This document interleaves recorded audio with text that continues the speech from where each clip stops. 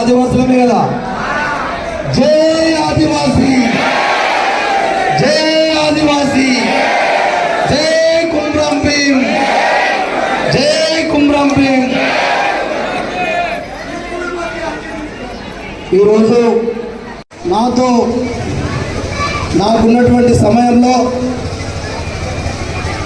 నేను చాలా ప్రయత్నం చేసిన విషయం కూడా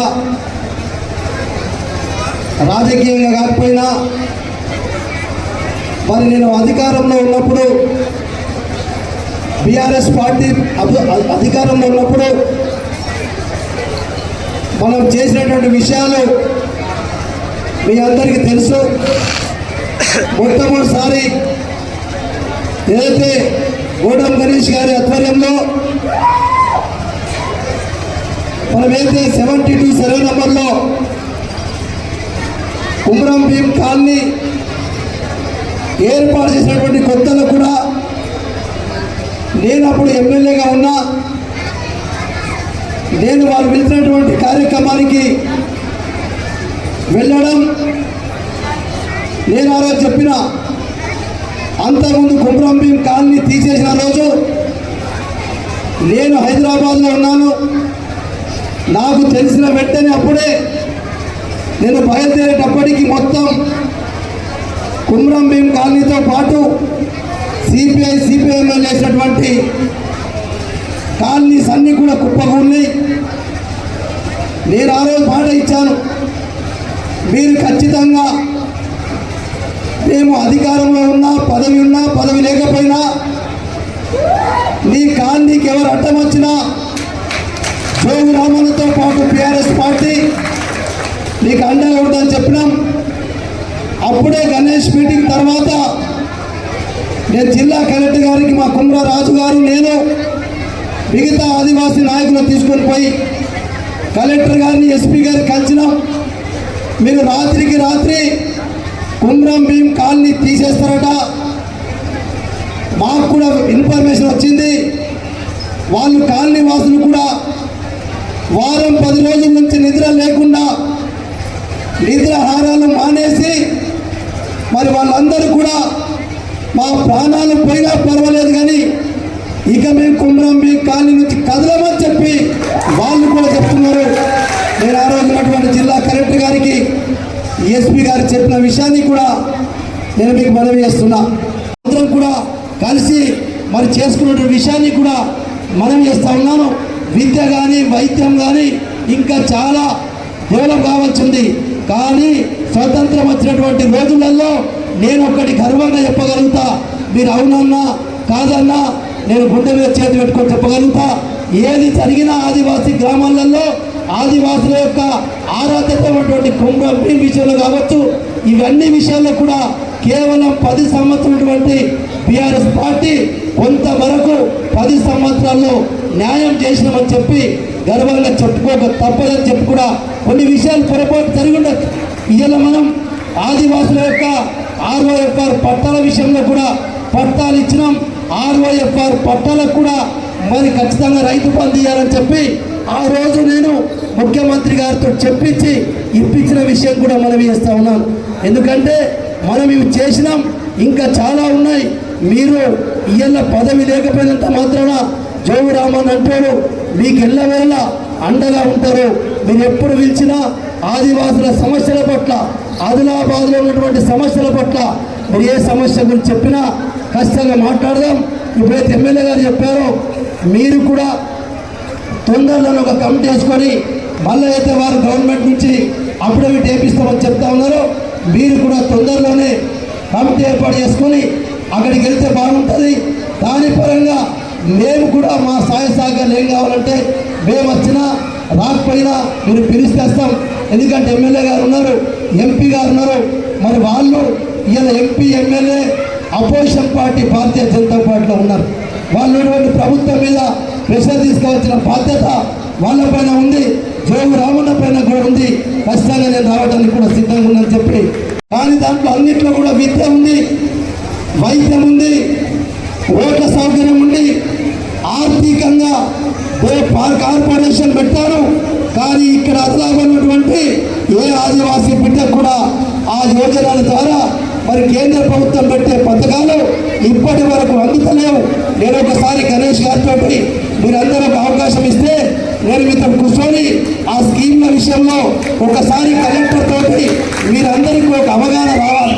అసలు స్కీమ్ల పేర్లు పెట్టి ఆదివాసుల కొరకే ప్రత్యేకంగా మరి నరేంద్ర మోడీ గారు పెడుతున్నప్పటికీ కూడా అది ఎందుకు అమలు అయితే లేదో ఆ స్కీముల పట్ల కూడా మీకు యువకులకు పెద్ద మనుషులకు కూడా తెలిసే అవకాశం తెలిస్తే తప్పకుండా వాటిపైన కూడా మనము ప్రభుత్వాలను అడుగుతాం.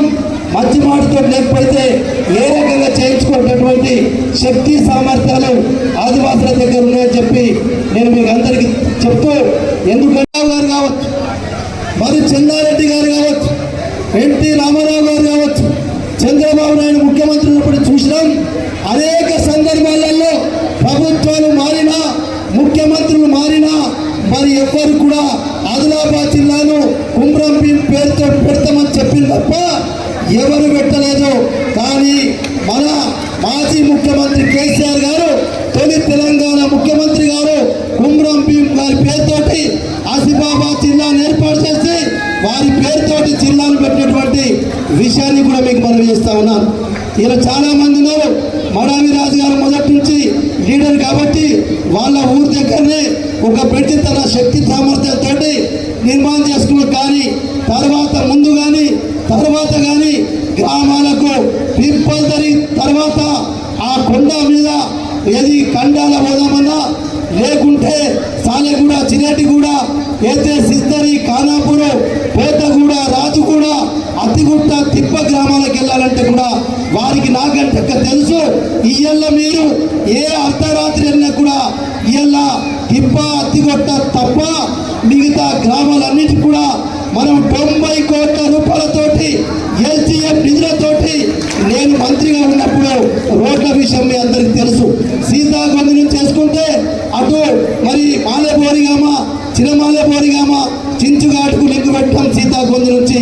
అట్లనే పూర్తి స్థాయిలో మనం లాస్ట్ వరకు మరి ఏదైతే ఇలా మనం చాలా సందర్భాలలో ఆదిలాబాద్లో బడావిరాజు గారు చెప్పేది, అన్న మీరు చైతన్య డెవలప్ చేసుకుంటారు, మీ పేలో డెవలప్ చేసుకుంటారు, కానీ మా ఆదిలాబాద్ గారు పట్టించుకోమంటే ఆనాడు మీ అందరికీ తెలిసి ఎలా ప్రతి ఒక్క గ్రామానికి అది కూడా కాంట్రాక్టర్ మిస్తోటే అత్తిగొట్ట, తిప్ప, రాజుగూడకు ఒక రోడ్ ఆగిపోయింది తప్ప మీరు చూడండి తుప్పగూడ దగ్గర కూడా 3.5 కోట్ల రూపాయలతోటి బిల్డింగ్ ఇలా బ్రిడ్జ్ కడితే ఇలా మనం సైజ్పూర్ నుంచి సాంగి నుంచి ఆ బ్రిడ్జ్ ద్వారా కూడా మనం ఇందరు వెళ్ళిపోయేటటువంటి పరిస్థితిని మనం లింక్ చేసి ఎందుకు చెప్తున్నా అంటే రోడ్లు ఉంటేనే, రోడ్ల సౌకర్యం ఉంటేనే ఇలా మన పిల్లలు చదువుకోవడానికి అవకాశం ఉంటుంది.